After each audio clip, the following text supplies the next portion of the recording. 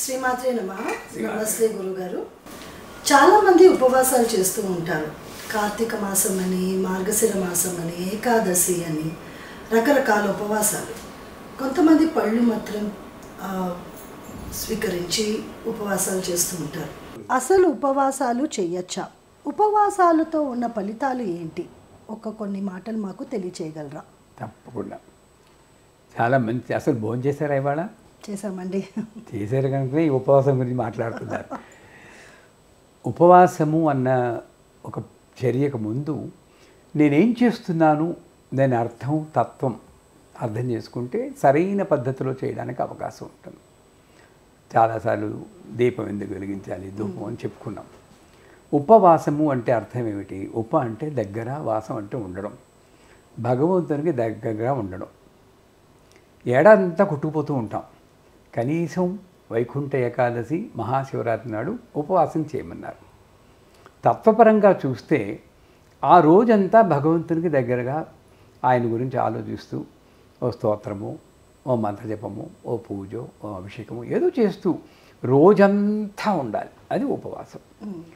దానికి ఉపవాసాన్ని లంకణలోకి మార్చి జ్వరం వస్తే చూడండి అని ఏం తీసుకోరు, అలా మార్చి కొందరు ఆ రోజు అలాగే ఉండాలి అంటారు. న్యాయంగా చూస్తే శారీరక పరంగా, శాస్త్రపరంగా చూస్తే వారానికి ఒక రోజు మానడం మంచిది. ఇప్పుడున్నటువంటి కంటామినేటెడ్ ఫుడ్ వల్ల ఒక రోజు కాస్త తక్కువ తీసుకోవడము, మానడం మంచిది. కానీ నేను దేనికోసం ఉంటున్నాను అనేది మర్చిపోతున్నాడు. ఎంతసేపు ఈరోజు నేను ఉపవాసం దాని మీద దృష్టి పెట్టుకుని ఎవరు వచ్చినా సరే అదొక పెద్ద అచీవ్మెంట్ కింద చూస్తున్నారు. అది సాధారణంగా పూజలో ఒక భాగం అంతే. దాన్ని పెద్దగా ఎలివేట్ చేసి ప్రతి ఒక్కరికి చెప్పాల్సిన అవసరం లేదు. నెంబర్ 1. ఇంకొంతమంది మహానుభావులు అన్నం భిన్నమైతే పర్వాలేదు అన్ని ఆ అన్నాన్ని రవ్వ కింద చేసి ఉప్మా చేసుకుని తినేస్తూ ఉంటారు. రోజు తినే అన్నం ఎంత అయితే ఇప్పుడు పిండి ఎంత లాగిస్తూ ఉంటారు. ఉపవాసం. పళ్ళు తింటే పర్వాలేదు, కొబ్బరి నీళ్ళు తాగితే పర్వాలేదు, మజ్జిగ మళ్ళీ పలికిరాదు, మధ్యలో ఒక కండిషన్ పెట్టు. ఇవన్నీ మెంటల్ గేమ్, మనల్ని మనం తృప్తిపరచుకోవడం కోసం చేసేది. నిజానికి ఆ రోజు మీకు వీలైతే అసలు ఏమీ తినకుండా దాని గురించి మర్చిపోయి ఎలా ఉండాలి? సత్యనారాయణ వర్తకంలో కథలో కట్టెలు ముక్కునేవాడు భుజాన్ని కట్టెల కావడు పెట్టుకుని ఆ వీధంబడి వెళుతూ సత్యనారాయణ వ్రతం వినగానే ఆకలి దప్పికలు మర్చిపోయి, కట్టెలు ముక్కునే విషయం మర్చిపోయి లోపలికి వెళ్తాడు. నువ్వు ఆకలి దప్పికలు మర్చిపోయే స్థితిలో తాదాత్మ్యం ఉంటే ఇది అనవసరం. అందుకే శ్రీ సూక్తంలో శుత్పిపాసాం అలాన్ జ్యేష్ఠాం అలక్ష్మీన్ నాశయామ్యం అంటారు. ఇంత గొప్ప పదం అండి. అమ్మ దాహం వేస్తున్నావు, పిపాస, షుత్ ఆకలిస్తున్నావు, దీనివల్ల వండుకోవడం, తాగడం, మళ్ళీ బాత్రూమ్కి వెళ్ళడం, ఇంత టైం వేస్ట్ అవుతుంది తల్లి, ఈ రెండు తీసేసావా? ఆ టైం కూడా నేను ధ్యానిస్తూ ఉంటాను. అంత గొప్ప ప్రార్థన. అందుచేత నేను ఉపవాసం ఉంటే ఆకలి దెప్పికలు మర్చిపోయే స్థితిలో నేనుంటే ఉపవాసం చాలా మంచిది. ఎందుకంటే ఆ టైం కూడా నేను దీనికి వినియోగిస్తున్నాను. అంతేగాని దానికి ప్రత్యామ్నాయాలు ఆలోచిస్తూ దాని మీదే దృష్టి పెట్టుకుంటే ఉపవాసం అంటే భగవంతుని దగ్గరగా కాదు, వంటింటి దగ్గరగా ఉన్నాడు వీడు. అది కాకుండా శరీరాన్ని హింస పెట్టుకుని చేసేది ఆవిడికి ఇష్టం ఉండదు. సర్వానందమయ చక్రంలో ఉన్న అమ్మవారు పిల్లలు బాగుంటే చూడాలని ఆనందిస్తూ ఉంటుంది. మనకి షుగర్ ఉందనుకోండి, డయాబెటిక్ అనుకోండి, ఉపవాసం చేస్తూ ఉంటాను. వీడికి హైపోగ్లైసిమియా వచ్చి షుగర్ తగ్గిపోతుంది. నా పిల్లాడు అనవసరంగా నిర్బాగులాడు తినకుండా చచ్చిపోతున్నాడని ఆవిడ ఏం చేస్తుంది? అప్పుడు ఎవరింట్లోనో పూజ చేయించి ఆ పులిహార ఏదో పట్టుకొస్తాడు వాడు. ప్రసాదం అండి, పులిహార అండి. వీడేం చేస్తాడు? బెబ్బెబ్బెబ్బె ఆనందం తినండి, ఉపవాసం అండి అంటాడు. నీ కర్మరావు అనుకుంటుంది.